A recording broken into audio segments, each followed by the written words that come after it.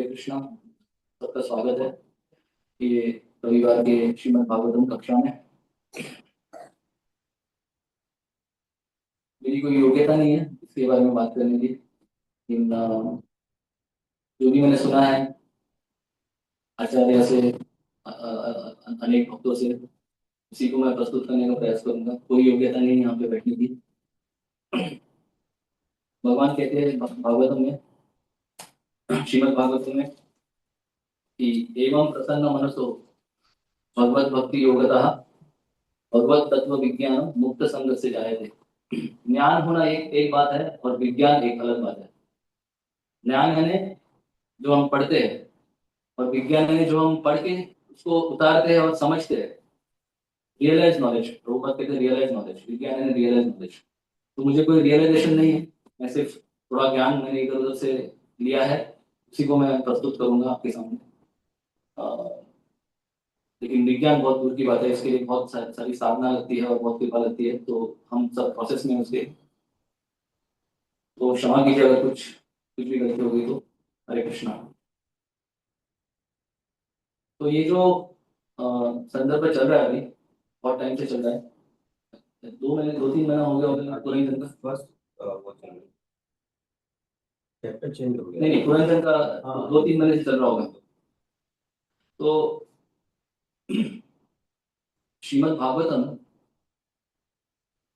दूसरे श्लोक में श्रीमद् भागवतम के कहा गया है कि धर्म प्रोचित कैतवोत्र परम निर्मत्सराणाम सताम। ये भागवतम क्या है? ये अलग अलग अनेक ग्रंथों के जैसा नहीं है। ये भागवतम वैदिक वेदों में बहुत सारे ग्रंथ हैं।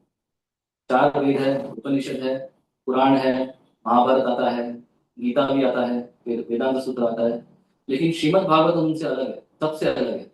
क्यों अलग है? क्योंकि दूसरे श्लोक में पता चल जाता है कि श्रीमद् भागवतम क्या है। धर्म प्रोज्जित कैतवोत्र परम निर्मत्सराणाम सताम। इस श्रीमद् भागवतम में जो भी कैतव धर्म है, कैतव धर्म, धर्म प्रोजित कैतव, कैतव यानी चीटिंग रिलीजन, उन सबको बाहर निकाला गया है दूसरे श्लोक में। कैतव धर्म को प्रोजित, प्रोजित यानी इंग्लिश में प्रभुपाद ट्रांसलेट करते हैं kicked out. Cheating religion has been kicked out of Shrimad Bhagavatam. Cheating religion क्या है? मैं चीटिंग रिलीजन के बारे में क्यों बोल रहा हूँ, कैतव धर्म के बारे में? क्योंकि पुरान जो राजा प्रचीना परिषद थे वो चीटिंग रिलीजन कर रहे थे। कैतव धर्म हम देखेंगे, हमने ऑलरेडी देख चुके हैं हम, लेकिन थोड़ा उसके बारे में चर्चा करेंगे कि वो क्या कर रहे थे, धर्म के नाम पे क्या कर रहे थे। कैतव धर्म कहा जाता है उसे। चीटिंग रिलीजन है जो शुद्ध भक्ति से विपरीत है, उसे कहते हैं चीटिंग रिलीजन। शुद्ध भक्ति में क्या होता है? अन्याभिलाषिता शून्यम ज्ञान कर्माद्य नावृतम आनुकूल्येन कृष्णानु शीलनम भक्ति उत्तम। श्रील रूप गोस्वामी उत्तम भक्ति की परिभाषा बताते हैं हमें। अन्याभिलाषिता शून्यम, कोई अभिलाषा नहीं होनी चाहिए, सिर्फ भगवान की सेवा करने की अभिलाषा होनी चाहिए। क्योंकि भगवान कहते हैं कि 4 प्रकार के लोग मेरे मेरे पास आते हैं। चतुर्विधा भजन्ते माम जना सुकृतिनो अर्जुना आर्तो जिज्ञासु अर्थार्थी ज्ञानी च भरतर्षभा। 4 प्रकार के लोग भगवान के पास आ सकते हैं। आर्तो, आर्तो यानी जो तकलीफ में है, मुश्किल में है। जिज्ञासु, जिनको इच्छा है समझने की भगवान के बारे में, जिज्ञासा है। फिर अर्थार्थी, जिन्हें धन चाहिए, कुछ चाहिए, भार्या चाहिए, धन चाहिए, पुत्र चाहिए, कुछ तो चाहिए। और ज्ञानी। 4 प्रकार के लोग आते हैं। और ज्ञानी से भी बढ़कर कौन है? भक्त, उत्तम भक्त यानी शुद्ध भक्त। तो ये अच्छा है, भगवान आगे जाके कहते हैं उदारा सर्व एवैते, ये बहुत अच्छा है कि आप मेरे पास आ रहे हैं, लेकिन ये उत्तम भक्ति नहीं है। तो श्रीमद् भागवतम में सिर्फ उत्तम भक्ति दी गई है। श्रीमद् भागवतम में ये भी कहा गया है कि आपको कोई भी इच्छा हो, भगवान के पास आइए, किसी और के पास मत जाइए। हाँ, मोक्ष काम उदारधि तीव्रेण भक्ति योगेन यजेत पुरुषम परम। यानी अगर आपको धन की इच्छा है, अगर आपको मुक्ति की इच्छा है, अगर आपको किसी चीज की इच्छा भी नहीं है, तो भी आप भगवान के पास आइए, किसी और के पास नहीं जाइए। क्योंकि भगवान पूर्ण तरह से क्वालिफाइड है सब कुछ देने के लिए।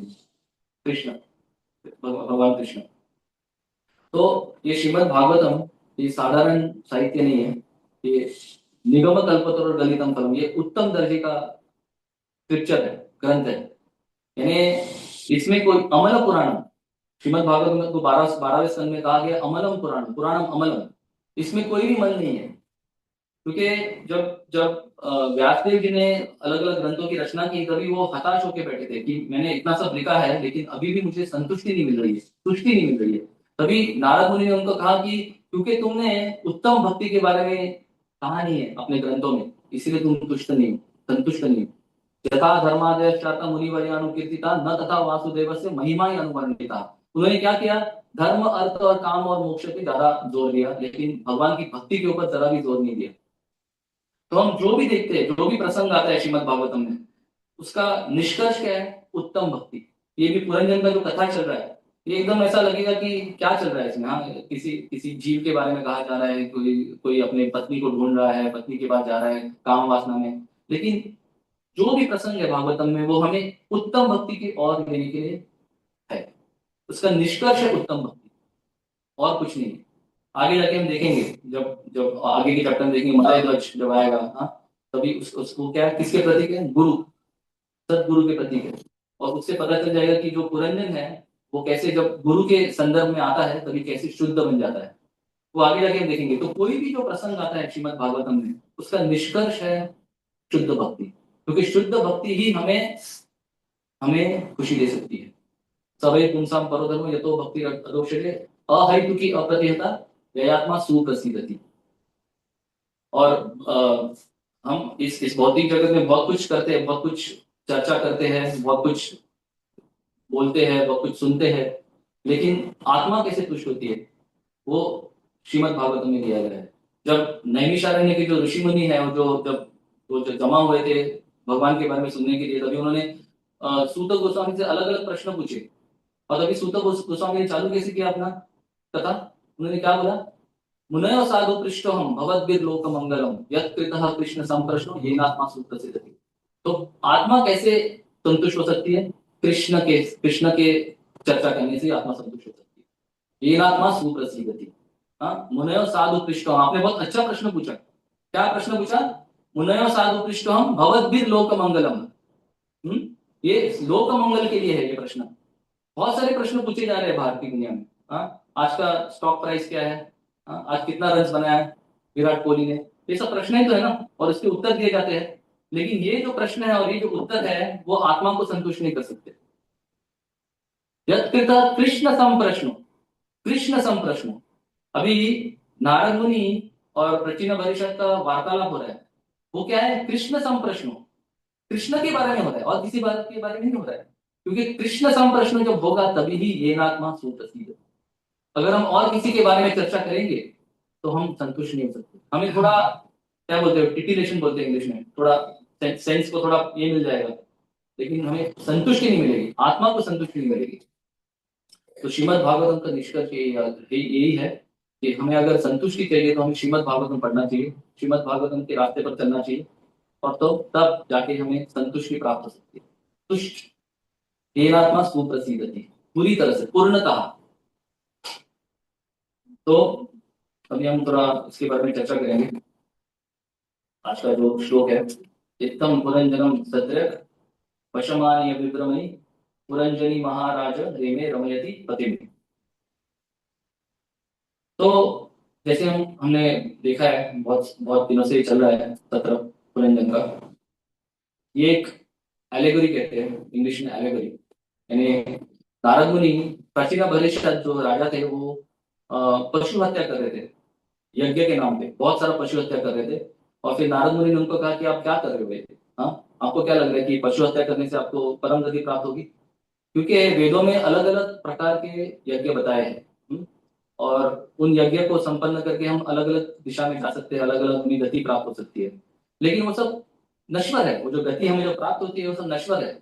याम इमं पुष्पिताम वाचा प्रवदन्ति अविपश्चितः, गीता में कहा गया है भगवान ने दूसरे अध्याय में, याम इमं पुष्पिताम वाचा प्रवदन्ति अविपश्चितः वेदवादरतः पार्थ नान्यदस्ति इति वादिनः कामात्मानं स्वर्गपरा जन्म कर्म फलप्रदा क्रिया विशेष बहुला भोगैश्वर्य गतिम प्रति। ये जो हम अलग अलग यज्ञ करते हैं, पशु हत्या, वेदों में कहा गया है कि अगर आप बलि देंगे किसी किसी देवता के सामने तो आपको कुछ तो प्राप्त होगा। आजकल के युग में कोई भी इसे फॉलो नहीं करता है। स्लॉटर हाउस जिसे बोलते हैं, हाँ, ऐसे पशु हत्या की जाती है स्लॉटर हाउस में, बिना यज्ञ के, बिना मंत्र के।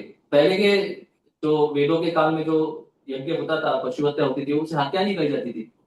उसे उस पशु को, अगर वो मंत्रोच्चारण अच्छे से हुआ गया है, तो उस पशु को एक मनुष्य का योनि प्राप्त होता था।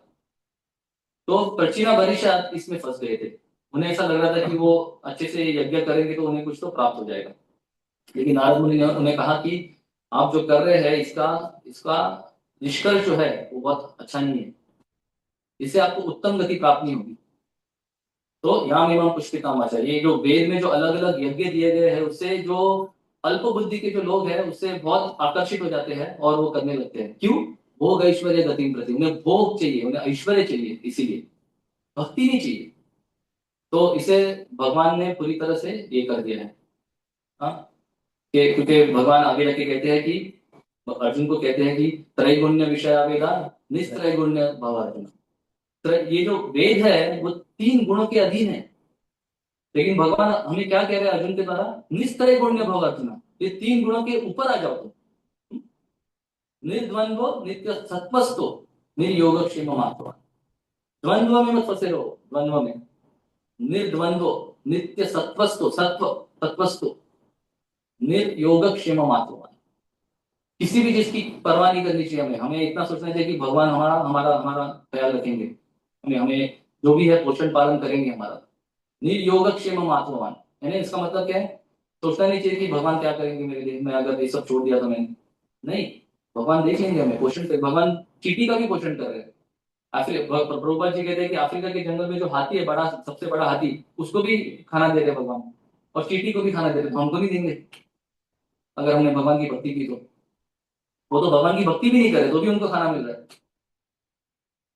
तो ये जो पुरंजन का जो भी ये जो श्लोक चल रहा है, इसमें जो उनकी पत्नी है पुरंजनी, वो किसकी प्रतीक है? अभी ये 2 लेवल्स पे चल रहा है, जो कथा है ना, वो समझना बहुत जरूरी है। 2 लेवल्स पे चल रहा है। एक तो हम इसको लिटरली ले सकते हैं, लिटरली यानी जैसा दिया वैसे ले सकते हैं, और एक फिगरेटिवली ले सकते हैं, यानी इसका जो हिडन मीनिंग है, गुह्य गुह्य गुह्य अर्थ है, वो क्या है?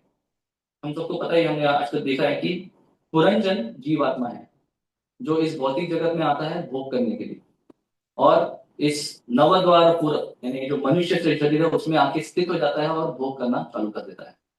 और पुरंजनी उसकी जो पत्नी है वो कौन है? वो बुद्धि है, उसकी बुद्धि है।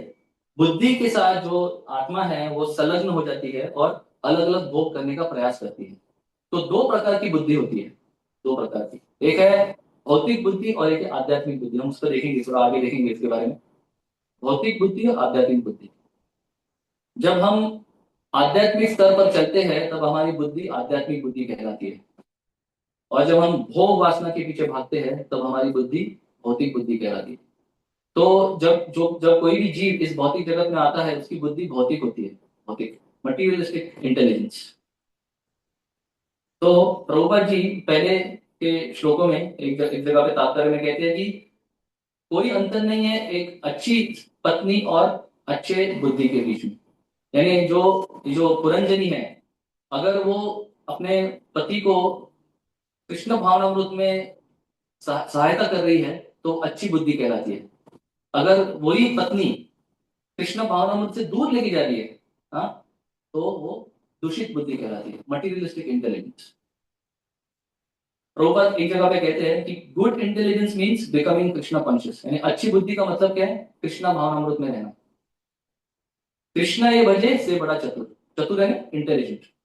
तो जो भी कृष्ण को भजता है वो सबसे चतुर है, सबसे इंटेलिजेंट है, the most intelligent, because Krishna के पास आया वो। कृष्ण सबसे इंटेलिजेंट है, और जो कृष्ण को भज रहा है वो भी सबसे इंटेलिजेंट हो जाता है, क्योंकि कृष्ण की क्वालिटीज उसे मिल जाता है। अभी आज के श्लोक में हमने क्या देखा? पिछले श्लोक में, कल के श्लोक में हमने क्या देखा कि जो पुरंजन की पत्नी है वो लेटी हुई है जमीन पर, एज इफ निग्लेक्टेड, यानी जैसे उसे धिक्कार दिया गया है। हाँ, तो उसका मतलब क्या? प्रभुपाद जी कहते हैं जब अपनी अच्छी बुद्धि हमसे अलग हो जाती है तो वो इसका प्रतीक है। समझ रहे? देखिए मैंने क्या कहा, दो दो स्तर पे इस कथा को हमें समझना चाहिए। एक है लिटरल, यानी जैसा दिया है वैसे हम समझ सकते हैं, और एक है उसका जो गुह्य अर्थ है, वो ये है कि जब पत्नी लेटी हुई है इसका मतलब हमारी जो बुद्धि है वो हमने छोड़ दी है, जो आध्यात्मिक बुद्धि है उसे छोड़ दिया है हमने। और जब हम आध्यात्मिक बुद्धि को हम छोड़ देते हैं तब हम क्या करते हैं, पाप करने लग जाते हैं, पाप करना। इधर प्रभुपाद जी कहते हैं, देखिए,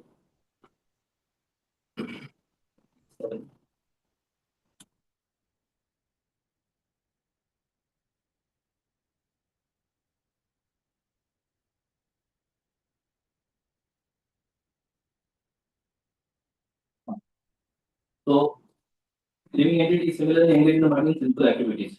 तो ये जो पुरंजन जो जंगल में गए थे, हाँ, शिकार करने के लिए गए थे, बराबर ना, उसका मतलब क्या है कि वो पाप कर्म में लगे हुए थे।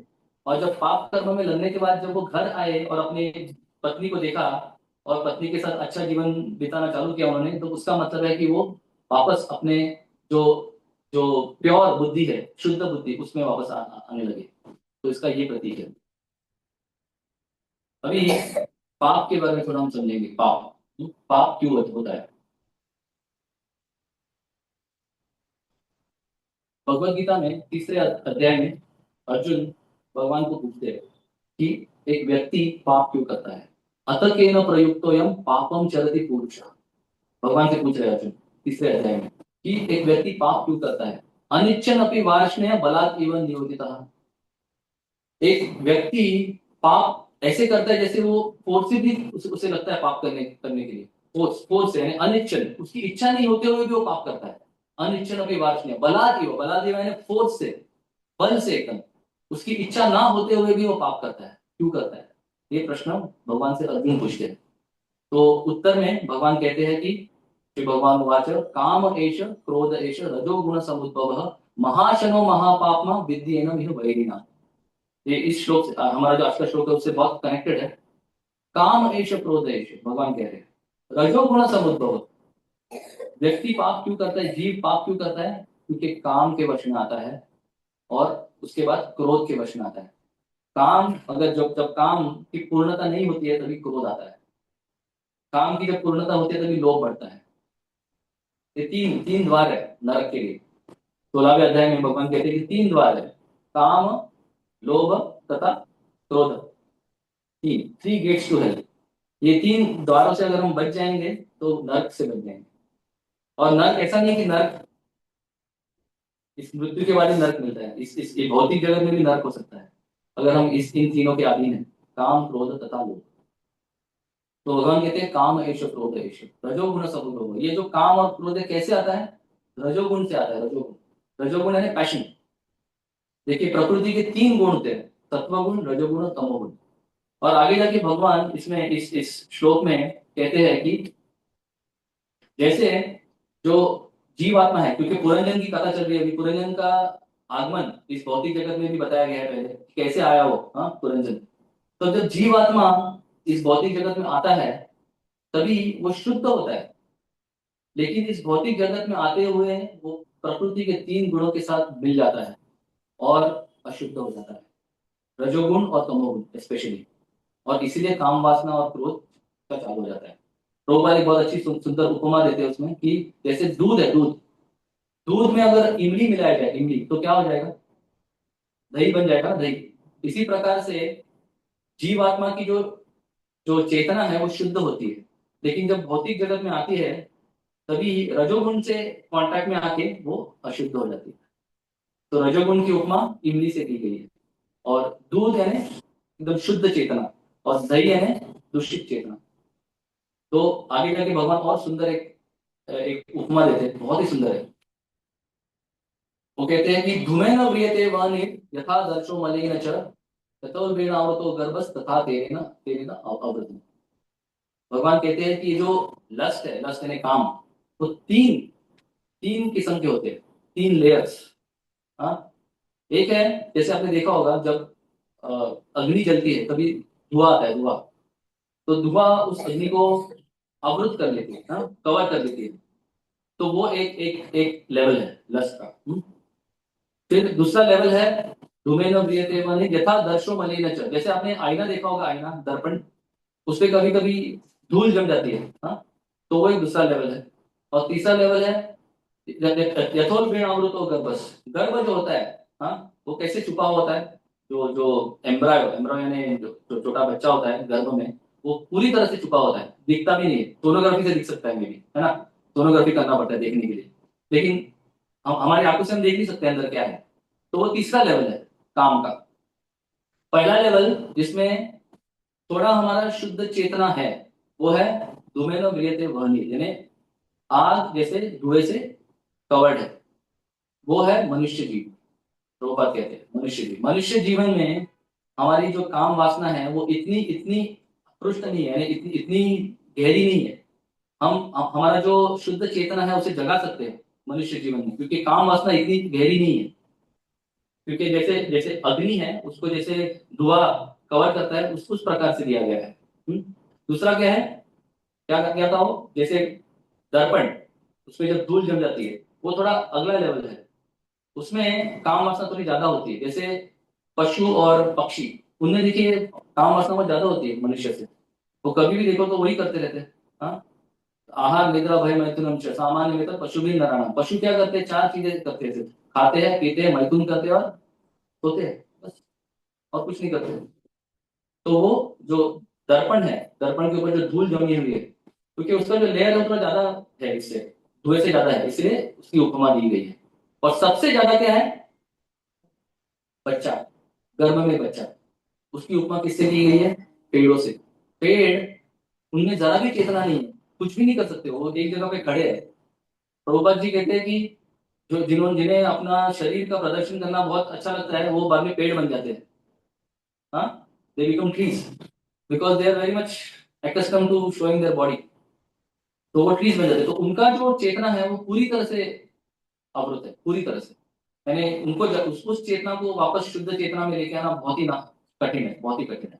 तो इसीलिए मनुष्य जीवन इतना इतना दुर्लभ है, और इतना इतना अर्थ है इसमें।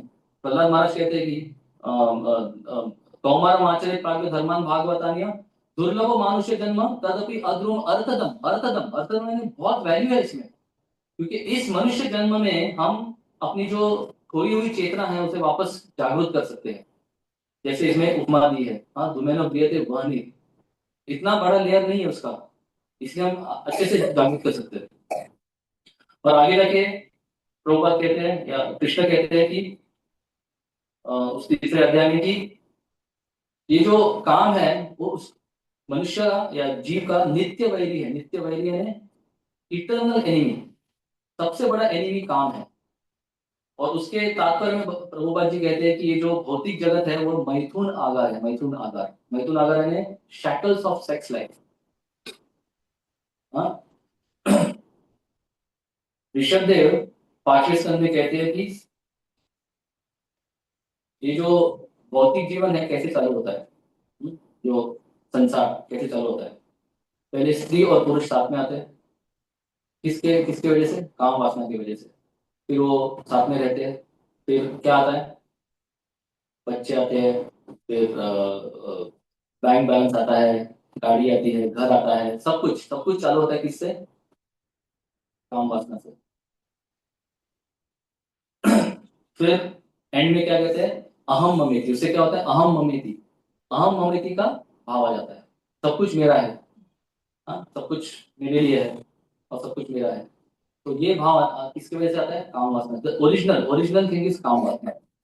और प्रहलाद महाराज भी कहते हैं कि यन मैथुन आदि प्रियमेति सुखम ही तुच्छम कंडू यनेन करयो एव दुख दुखम। कि जो भौतिक जीवन में जो फंसा हुआ है आदमी, उसका उसका प्लेजर क्या है, यन मैथुन आदि, मैथुन प्रियमेति सुखम ही तुच्छम, तुच्छ है ये, लेकिन उससे उसे सुख लगता है।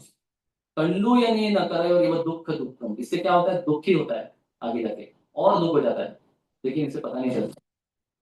और फिर तृप्यंती नेह, वो कभी भी तृप्त नहीं होता है। जो जो काम आतुर होते हैं लोग, वो कभी भी तृप्त नहीं हो सकते। क्योंकि भगवान कहते हैं कि जैसे घी में हम अग्नि में घी डालते हैं, वो अग्नि कभी तृप्त हो जाती है क्या, जितना घी ज्यादा डालेंगे उतना ज्यादा प्रज्वलित होती है वो। इसी तरह से काम, जितना हम काम को ज्यादा सेटिस्फाई करने का प्रयास करेंगे, उतना ज्यादा बढ़ती है वो काम।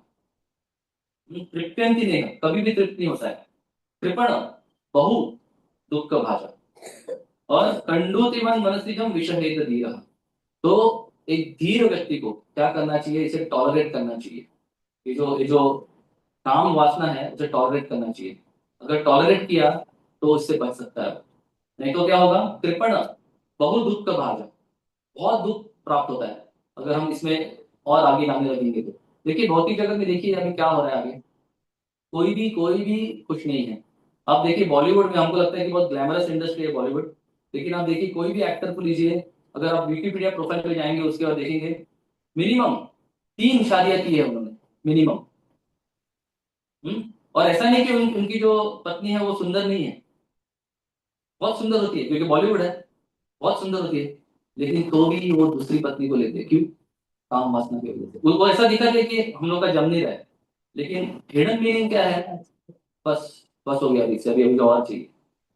तो इसलिए हम देखते हैं कि 60 साल, 60-60 साल के जो एक्टर्स है अभी भी 30-30 साल की लड़कियों के साथ अभी भी घूम रहे हैं। इसका कारण क्या है? काम वासना। और ये भगवत गीता में, जो भी भगवत गीता और श्रीमद भागवतम पढ़ रहा है वो देख सकता है इसे, हाँ, आराम से देख सकता है। 15वें अध्याय में क्या कहते हैं, ज्ञान चक्षुषा, जिसके पास ज्ञान का चक्षु है वो ये सब देख सकता है। लेकिन जिसके पास ज्ञान का चक्षु नहीं है वो सोचेगा कि हाँ जो लिखा जा रहा है पेपर्स में वही ठीक है, उनके बीच में जम नहीं रहा है, इनकम्पैटिबल हो रहे हैं वो लोग। कैसे हो गए इनकम्पैटिबल? पहले तो सब जम रहा था। हाँ। तो यही है, ये एक कारण है। अभी अभी रिसेंटली बहुत बड़े एक्टर है, आपने सुना होगा टॉम क्रूज, सुना है किसी ने टॉम क्रूज के बारे में? एटलीस्ट उनके चार चार शादी हो चुकी है अब तक, चार। और अभी और भी होने वाला है आगे, देखा देखा जा रहा है, पेपर्स में आ रहा है। उनका उम्र क्या है? 65, 65। इस उम्र में, एटलीस्ट इस उम्र में 50 साल के बाद वानप्रस्थ में आना चाहिए। आगे जाके वानप्रस्थ के बारे में भी प्रभुपाद जी ने कहा है, इस पर हम थोड़ा चर्चा करेंगे उसके बारे में। वानप्रस्थ में आना चाहिए, लेकिन नहीं, क्योंकि कोई कल्चर ही नहीं है कृष्णा कॉन्शियसनेस का, सनातन धर्म का कोई कल्चर नहीं है। तो ये है आजकल का जो, तो lust is the eternal enemy of the living being, never satisfied, कभी कभी भी संतुष्ट नहीं हो सकता है। तो अगर हम ऐसा सोच रहे हैं कि अगर हमें जो भी प्राप्त होगा हमारे काम वासना के लिए और हम संतुष्ट हो जाएंगे, नहीं, very very terrible master. Lust, lust को कहा गया एकदम टेरिबल मास्टर, यानी कभी भी हमें छोड़ेगा नहीं। सबसे अच्छा है कि हम उसे छोड़ दें, सबसे अच्छा है कि हम उसे छोड़ दें, ऐसे ऐसे स्वामी को छोड़ना ही अच्छा है। इसीलिए गोस्वामी, गोस्वामी का मतलब क्या है, जो हमारे जो अपने इंद्रियों को वश में रखता है वो है गोस्वामी। और आगे जाके भगवान कहते हैं कि इंद्रियाणि पराणि हम इंद्रिय परम मनः मनसस्तु परा बुद्धि यो बुद्धि परतस्तु सह, कि हमें इंद्रियों को वश में रखना चाहिए। लेकिन अभी क्या हुआ है, सिचुएशन पूरा रिवर्स हो चुका है। इंद्रियाणि परा आहुर इंद्रिय परम मनः मनसस्तु परा बुद्धि यो बुद्धि परतस्तु सह। तो भगवान एक पूरा एक हायरार्की दे रहे हैं गीता में, तीसरे अध्याय में। कैसा हायरार्की है कि जो डल मैटर है, हाँ, ये जड़, जड़, उससे उससे ऊपर क्या है, इंद्रिय, इंद्रिय से ऊपर क्या है, मन, मन से ऊपर क्या है, बुद्धि, और बुद्धि से भी ऊपर क्या है, आत्मा। लेकिन अभी क्या हो चुका है हमारे केस में, पूरा उल्टा हो चुका है। आत्मा किसके वश में है, बुद्धि के वश में है। पुरंजन, पुरंजन पुरंजनी के वश में है। बुद्धि, बुद्धि कौन है, दूषित बुद्धि, भौतिक बुद्धि। तो आत्मा बुद्धि के वश में है। बुद्धि किसके वश में है, मन के वश में है। मन किसके वश में है, इंद्रियों के वश में है। इंद्रिय किसके वश में है, जड़ पदार्थ के वश में है। जब इंद्रिया जड़ पदार्थ को देखती है तब उसे काम वासना हो जाती है इंद्रिय, और फिर मन को बोलती है। मन किसको बोलता है, बुद्धि को बोलता है। बुद्धि किसको बोलता है, आत्मा को बोलता है। ये उल्टा हो गया, और हमें इसको रिवर्स करना है। Krishna consciousness is the process to reverse this sequence, समझ रहे हैं? भगवत गीता में जो सीक्वेंस दिया है, हायरार्की दिया है, उसको रिवर्स करने का प्रोसेस है कृष्णा कॉन्शियसनेस। यानी स्वामी कौन होना चाहिए, आत्मा। अभी स्वामी कौन है, जड़, जड़ पदार्थ स्वामी है। तो इसीलिए गोदास से हमें गोस्वामी की तरफ जाना है। जब हम गोस्वामी बनेंगे तभी आत्मा कंट्रोल में आएगी। और आत्मा को कंट्रोल में लाने के लिए क्या करना चाहिए, आत्मा को कृष्ण के कंट्रोल में आना चाहिए, बस सिंपल। अगर आत्मा कृष्ण के कंट्रोल में आएगी तो आत्मा इन सब चीजों को कंट्रोल कर पाएगा, गोस्वामी बन पाएगा। और आगे जाके भगवान कहते हैं एवं बुद्धि परम बुद्धवा संस्तभ्यात्मानम आत्मना जही बुद्धि महाबाहो काम रूपम विलासद। जही बुद्धि महाबाहो, अगर आपको इस पर जीतना है, हाँ, तो एवं बुद्धि परम बुद्धवा संस्तभ्यात्मानम आत्मना, तो हमें स्पिरिचुअल इंटेलिजेंस को कल्टीवेट करना पड़ेगा, स्पिरिचुअल इंटेलिजेंस। और हम इस काम वासना को जीत सकते हैं। जही बुद्धि महाभाव काम और रूपम दुरासदम, काम और रूपम दुरासदम, इसको जीत सकते हैं। तो श्रीमद् भगवद गीता पढ़ना चाहिए सबको, ये सब दिया है भगवान ने। Each and every shloka in Shrimad Bhagavad Gita and Shrimad Bhagavatam is so important. हर एक श्लोक, इसमें कितना मीनिंग है। ये दो दो बुक्स को अगर हम पढ़ेंगे, सिर्फ गीता और भागवतम, प्रभुपाद जी ने कहा है कि दो बुक्स सिर्फ, तो सब कुछ मिल जाएगा हमें। हमारे प्रोग्रेस के लिए जो भी चाहिए हमें, हाँ हमारे आगे बढ़ने के लिए जो भी चाहिए, सब कुछ मिल जाएगा। There is no need for any other thing. और प्रभुपाद जी तो ये भी कहते हैं कि आगे जाके एक लेक्चर में कि if you read Shrimad Bhagavatam then you don't need anything else. सब कुछ है श्रीमद् भागवतम में, आपको भौतिक ज्ञान भी प्राप्त होगा और आध्यात्मिक ज्ञान भी प्राप्त होगा, क्योंकि भागवतम तो सब कुछ कवर करता है। और आखिर में आपको क्या मिलेगा? Krishna. This is the profit. Prabhupada ji एक लेक्चर में कहते हैं this is the profit, you will get Krishna in the end if you just read Shrimad Bhagavatam. Material knowledge plus spiritual knowledge, you don't need any other book, कोई और किताब की जरूरत नहीं है। और श्रील भक्ति सिद्धांत सरस्वती ठाकुर भी कहते हैं कि अगर सब सब किताबें जल जाए, राख हो जाए इस भौतिक जगत में, सिर्फ एक किताब बच जाए, वो है श्रीमद् भागवतम, तो कोई लॉस नहीं है, कोई हानि नहीं है। तो गीता के अनुसार हमें मन को इंटेलिजेंस से स्टडी करना चाहिए। Intelligence, spiritual intelligence. तो इधर इधर जो हम देख रहे हैं अभी, पुरंजन दूषित बुद्धि के वश में आ गया और इसीलिए वो अलग अलग पाप कर्म करने लगा, हाँ, काम आतुर होते हुए।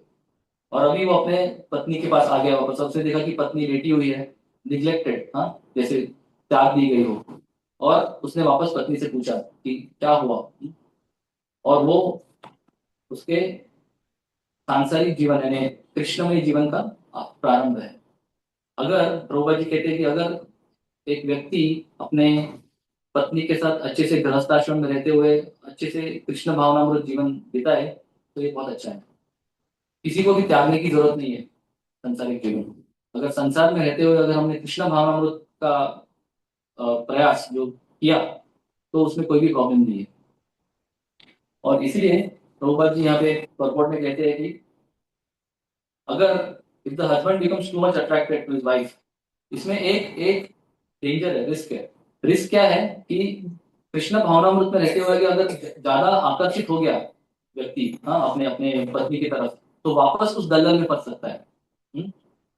तीसरे अध्याय में वापस भगवान गीता में कहते हैं कि इंद्रियस्याते राग द्वेषो व्यवस्थितो तयोर्न वशम आगच्छेत् तौ हि अस्य परिपन्थिनो, कि जो अलग अलग विधि और नियम दिए गए हैं राग और द्वेष को कम करने के लिए, काम को कम करने के लिए, उसका पालन करना चाहिए, लेकिन उसके ऊपर डिपेंड नहीं रहना चाहिए। प्रभुपाद जी एक बहुत अच्छा उसमें उपमा देते हैं, जैसे जो रॉयल रोड्स होते हैं, यानी बहुत अच्छी तरह से मेंटेन किए गए रोड्स होते हैं, हाँ, उसमें भी एक्सीडेंट हो सकता है। आपने देखा होगा दिल्ली में जो प्रधानमंत्री जहाँ पे रहते हैं, उधर जो जो रास्ते हैं वो बहुत अच्छी तरह से मेंटेन किए होंगे, उधर कोई भी पॉटहोल नहीं होगा, खड्डा नहीं होगा। इधर देखिए आप, इधर तो खड्डा होता है क्योंकि इधर कोई आता नहीं है, हाँ, मंत्री वगैरह कोई आता नहीं है, इसलिए खड्डे ऐसे ही पड़े रहते हैं, बीएमसी कुछ करता नहीं है। लेकिन उधर के अगर आप रास्ते जाके देखेंगे, बहुत अच्छे रास्ते होंगे, उसे कहते हैं रॉयल रोड। लेकिन प्रभुपाद जी कहते हैं कि रॉयल रोड पे भी एक्सीडेंट हो सकता है, अच्छी तरह से मेंटेन करने के बावजूद। तो इसीलिए हमें इसके ऊपर कभी डिपेंड नहीं रहना चाहिए, रूल्स एंड रेगुलेशंस के ऊपर कभी डिपेंड नहीं रहना चाहिए। हमारे हमें हर बार हर समय सोचना चाहिए कि मैं कभी भी मेरा पतन हो सकता है, समझ रहे? इसीलिए इधर इधर श्रील रूप गोस्वामी ने कहा है कि अनासक्त विषयान यथाहम युज्यतः। जो भी हमें दिया गया है, हमारी पत्नी, हमारे बच्चे, उनका उनका उपयोग हमें किसमें करना चाहिए? कृष्ण भावनामृत में करना चाहिए, उन्हें कृष्ण भावनामृत में लगाना चाहिए। अनासक्त विषय, ऐसा नहीं बोलना चाहिए कि यार मैं इसको त्याग करके जाता हूँ क्योंकि बहुत डेंजर है, इसमें रिस्क है बहुत। नहीं, कृष्ण भावनामृत में लगाना चाहिए। तो वो होता है, क्या होता है वो? अनासक्त विषय है। उसे कहते हैं अनासक्त, यानी कौन सा वैराग्य? युक्त वैराग्य। अनासक्त विषयान यथाहम उपयुज्यता निर्बंध कृष्ण संबंध युक्तम वैराग्य मुच्यते, यह युक्त वैराग्य। और दूसरा वैराग्य क्या है? फल्गु वैराग्य, जिसमें हम सब कुछ त्याग देते हैं, सोचते हैं कि इसको कृष्ण की सेवा में नहीं लगा सकते, इसलिए त्याग दो इसे। लेकिन जो बुद्धिमान व्यक्ति है वो क्या करता है?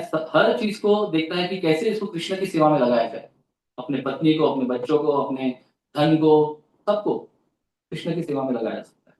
तो इसे कहते हैं वैराग्य, युक्त वैराग्य।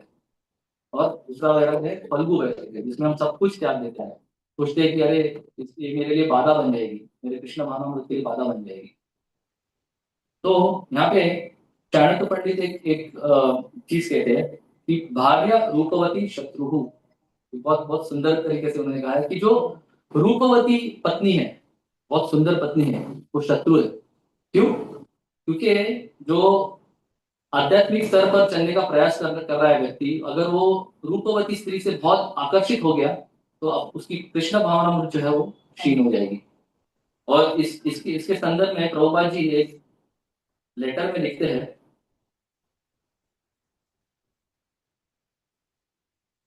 एक बार प्रभुपाद जी और उनके जो शिष्य थे श्रील तमाल कृष्ण गोस्वामी, उनके बीच में एक चर्चा हो रही थी। तो मैं उसको हिंदी में इसका अनुवाद करूंगा, इंग्लिश में है। तो प्रभुपाद जी कह रहे हैं कि अंधकूपम, ये जो भौतिक संसार है वो अंधकूपम है, यानी ब्लाइंड वेल। इसमें जब कोई अंदर जाता है तो वापस आ नहीं सकता, क्योंकि ब्लाइंड वेल, कुछ दिखता भी नहीं है। You shall have to die, यानी आपको मरना पड़ेगा। गृहम अंधकूपम, मरना पड़ेगा, यानी आपको आध्यात्मिक स्तर पर पूरा आपका मृत्यु हो जाएगा। आप जीवित रहेंगे लेकिन कोई भी आध्यात्मिक ये नहीं रहेगा आपका। हित्वात्मपातम गृहम अंधकूपम वनम गतो, you will never be able to leave home if wife is very attractive. देखिए प्रभुपाद जी कह रहे हैं, आपको आप कभी भी घर छोड़ नहीं पाएंगे अगर आपकी पत्नी जो है वो बहुत सुंदर है, रूपवती। तो तमाल कृष्ण महाराज पूछते हैं, अगर वो पत्नी अगर अगली है, यानी अच्छी नहीं दिखती है, तो भी? ऐसा पूछ रहे प्रभुपाद जी। तो प्रभुपाद जी कहते हैं, हाँ, यस। हमारे एक संस्कृत के प्रोफेसर थे, वो कहते थे, प्रभुपाद जी कहते, my dear boys, even there is beauty amongst the negroes, यानी जो निग्रोज आपको पता है अफ्रीका में रहते हैं, उसमें भी सुंदरता होती है। लोग सोचते हैं कि जो एकदम ऐसे काले चिट्टे होते हैं उसमें सुंदर कोई हो नहीं सकता, लेकिन नहीं, उनको सुंदर लगते हैं। तो he used to say, and it is one's eye that she is very beautiful. Beauty lies in the eye of the beholder, आपने सुना होगा, हाँ? ब्यूटी अपने आंखों में है कि कौन कौन अच्छा दिखता है, कौन अच्छा नहीं दिखता है। तो यार संगे मोर्चे मन कवि के बारे वर्धन, it doesn't matter whether she is low caste और हाई कास्ट। तो ये जरूरी नहीं कि कैसी भी हो, नीचे स्तर की हो ऊपर के स्तर की हो, लेकिन अगर वो अच्छी दिखती है तो आकर्षित हो जाएगा व्यक्ति। और बाद में वापस बोलते हैं, रूपवती भार्या शत्रु, चाणक्य पंडित डिस्कशन था, very very nice, you know my story. हाँ, अभी वो अपनी अपना खुद का एक बता रहे प्रभुपाद जी। तो हरिकेश महाराज पूछते हैं, क्या था वो, व्हाट वाज दैट? मेरी जो पत्नी थी, प्रभुपाद जी कह रहे हैं, मेरी जो पत्नी थी मुझे कभी अच्छी नहीं लगती थी, सुंदर नहीं लगती थी, इसीलिए मुझे वापस विवाह करना था, ये मेरी इच्छा थी। और मेरे मेरे पिताजी ने मुझे कहा, हाँ भी सुनिए बहुत अच्छी तरह से, पिताजी ने क्या कहा, मत करो, she is your best friend, क्योंकि तुम्हें वो नहीं अच्छी लगती है, इसलिए वो तुम्हारी सबसे अच्छी मित्र है। क्यों? क्योंकि वो तुम्हारा जो संसार में जो बंधन है वो कम कर देगी, क्योंकि तुम्हें अच्छी नहीं लगती हो, वो अच्छी नहीं दिखती, इसलिए तुम्हारा संसार का जो बंधन है वो कम कर देगी। अगर कोई पत्नी अच्छी दिखती है और जो कृष्णा भावनामृत में नहीं है, तो वो इतना आसक्त हो जाता है कि उस पत्नी के साथ ही मैथुन, हाँ, इस काम वासना में लगे रहते हैं। यन मैथुनादि क्रिया मेरी सुखम तुच्छम, यही चलते रहेगा। तो प्रभुपाद जी के पिताजी ने उन्हें कहा कि मत करो दूसरी शादी, क्योंकि ये तुम्हारी सबसे अच्छी दोस्त है, क्योंकि तुम्हें कृष्णा भावनामृत में आगे लेके जाने के लिए सहायता करेगी। और फिर आगे जाके और एक लेटर लिखा था प्रभुपाद जी ने।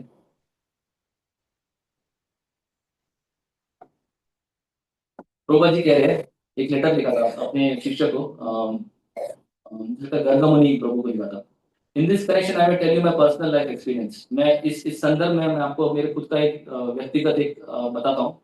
जब मेरा विवाह हुआ था, 21 साल की उम्र में मेरा विवाह हुआ था, प्रभुपाद जी कह रहे हैं, और मेरी जो भार्या थी वो 11 साल की थी। मुझे मेरी पत्नी जरा भी अच्छी नहीं लगती थी, प्रभुपाद जी कह रहे हैं, हाँ? मैं नहीं कह रहा हूँ प्रभुपाद जी कह रहे हैं। And as I was at that time very young man, मैं बहुत यंग था तभी, बहुत युवा युवा था, और एक एजुकेटेड कॉलेज स्टूडेंट, यानी मैं अच्छा मैंने पढ़ाई किया था कॉलेज में जाके, मुझे वापस विवाह करना था। ऐसा प्रभुपाद जी कह रहे हैं, क्योंकि मेरी मेरी पत्नी थी तो भी मुझे वापस विवाह करना था, क्योंकि मुझे अच्छी नहीं लगती थी। क्योंकि हिंदुओं में, प्रभुपाद जी आगे कह रहे हैं, हिंदुओं में एक से भी ज्यादा पत्नी लिया जा सकता है, ऐसा हिंदू में तभी था, अभी तो नहीं है लेकिन तभी था। तो तभी वो अपने पिताजी के पास गए वापस। हाँ, वापस कह रहे हो। और मेरे पिताजी बहुत अच्छे भक्त थे, ऐसा प्रभुपाद जी कह रहे। और उन्होंने मुझे बुलाया और कहा कि मैंने सुना है कि तुम वापस विवाह करने का सोच रहे हो। मेरे my dear boy, I understood that you again want to get married. लेकिन मैं तुम्हें आगाह करूंगा, मैं कहूंगा तुम्हें कि मत करो। ये कृष्णा की कृपा है कि तुम्हारी जो पत्नी है तुम्हारे इच्छा के अनुसार नहीं है, यानी तुम्हें जैसी चाहिए थी वैसी नहीं है। ये कृष्णा की कृपा है तुम्हारे। This will help you not become attach to your wife. ये तुम्हारा अटैचमेंट जो है, आसक्ति जो है वो कम करेगा तुम्हारी पत्नी के प्रति, और तुम्हारे कृष्ण भावनामृत में और तुम्हें आगे बढ़ाएगा। और फिर प्रभुपाद जी कह रहे हैं, मैंने मेरे पिताजी का जो सलाह था वो मान लिया मैंने, और उनके कृपा से, उनके ब्लेसिंग से ही मैं मेरी जो पत्नी थी उससे अनासक्त हो गया और पूरी तरह से लिबरेट हो गया। इसको प्रभुपाद जी को ये बोलने की जरूरत नहीं, प्रभुपाद ऑलरेडी लिबरेटेड है, लेकिन वो हमें एक बता रहे हैं कि अगर किसी की पत्नी, अगर किसी को लग रहा है कि पत्नी अच्छी नहीं है, तो उसे वो ब्लेसिंग जैसा देखना चाहिए, क्योंकि अपने कृष्ण भावनामृत में वो प्रोग्रेस के लिए अच्छा रहेगा। तो आगे जाके इस परपोर्ट में प्रभुपाद जी कहते हैं कि सारा जो, कितने बजे तक है, कितने बजे तक हो गया टाइम, क्योंकि मैं दो तीन मिनट में मैं समाप्त करूंगा। जो अभी आखिर का जो सेक्शन है उसमें प्रभुपाद जी कहते हैं कि जो पूरा जो विश्व है वो रजोगुण और तमोगुण के अधीन चल रहा है। और इसी वजह से काम वासना बढ़ रही है। तो इसका इसका जो सॉल्यूशन है वो क्या है? इसका सॉल्यूशन है रजोगुण और तमोगुण को कम करना, और उसका सॉल्यूशन श्रीमद् भागवतम में दिया गया है। शृणुवताम स्वकथा कृष्ण पुण्य श्रवण कीर्तन विद्यंतस्तु भद्राणी विदुनोति सुरत्सताम। अगर हम हर रोज श्रीमद् भागवतम को पढ़ेंगे सुनेंगे तो क्या होगा? विदुनोति सुरत्सताम। विदुनोति, अपने हृदय में जो काम वासना है सुरत्सताम, वो निकल जाएगी। हाँ, नष्ट प्रायेषु भद्रेषु नित्यम भागवत सेवया भगवती उत्तम श्लोके भक्ति भगवती निष्ठिति। इसके बाद क्या होगा? ये पूरा सीक्वेंस दिया गया है श्रीमद् भागवतम में। इसके बाद क्या होगा? नष्ट प्रायेषु भद्रेषु, जो भी अभद्र है हमारे हमारे चित्त में, वो नष्ट हो जाएगा। अभद्र है काम क्रोध मोह लोभ मत्सर, सब नष्ट हो जाएगा। नष्ट प्रायेषु भद्रेषु नित्यम भागवत सेवया। किससे होगा? नित्यम भागवत सेवया। अगर हम नित्यम भागवतम को पढ़ेंगे, हाँ सुनेंगे, तो होगा। भगवती उत्तम श्लोक है, ये जो भागवतम है उत्तम श्लोक के बारे में, भक्ति भगवती नैष्ठिकी, हमारे जो हृदय में भक्ति को नैष्ठिकी एकदम स्थित कर देगी। हाँ, फिर तदा रजस, अभी अभी जो इम्पोर्टेंट है क्योंकि इससे कनेक्टेड है वो, क्योंकि प्रभुपाद जी क्या कह रहे हैं, रजोगुण और तमोगुण जब तक कम नहीं होगा तब तक हम काम वासना से बच नहीं पाएंगे। तदा रजस तमो भावो काम लोभादयश्चे चेत एतरनाविदम स्थितम सत्वे प्रसीदति। देखिए, अगर हम ऐसा करेंगे नित्यम भागवत सेवा, तब क्या होगा? तदा रजस तमो भावो, रजोगुण और तमोगुण भावो काम लोभादयश्चे, काम और लोभ, हाँ, कम हो जाएगा। काम और लोभादयश्चे चेत एतरनाविदम स्थितम सत्वे प्रसीदति। हम किसमें स्थित हो जाएंगे? सत्व, सत्व गुण में स्थित हो जाएंगे, शुद्ध सत्व में। अगर हम श्रीमद् भागवतम का नित्यम श्रवणम करेंगे, नित्यम अध्ययन करेंगे, सेवा करेंगे, नित्यम भागवत सेवा, तो हम इससे बच सकते हैं। तो इसका निष्कर्ष यही है कि आज के श्लोक का निष्कर्ष यही है कि संसार में रहते हुए पति और पत्नी एक साथ कोऑपरेट करके कृष्ण भावनामृत में रह सकते हैं, श्रीमद् भागवतम का अध्ययन कर सकते हैं, श्रवण कर सकते हैं, और हरे कृष्णा महामंत्र का जप कर सकते हैं, और फिर वो काम आतुर होने से बच जाएंगे। जैसे प्रभुपाद जी ने कहा था कि रजोगुण और तमोगुण जब कम होगा तब हमारी काम वासना भी कम हो जाएगी, क्रोध भी कम हो जाएगा, लोभ भी कम हो जाएगा, और हम शुद्ध सत्व में आ सकते हैं। और जब तक हम शुद्ध सत्व में नहीं आएंगे तब तक हम शुद्ध भक्ति में नहीं आ सकते। तो यही है आज का निष्कर्ष। तो इसी में विराम होगा इस सत्र को। किसी का कुछ प्रश्न या किसी को कुछ कहना है, दे सकते हैं। श्रील प्रभुपाद की जय, ग्रंथराज श्रीमद् भागवत की जय।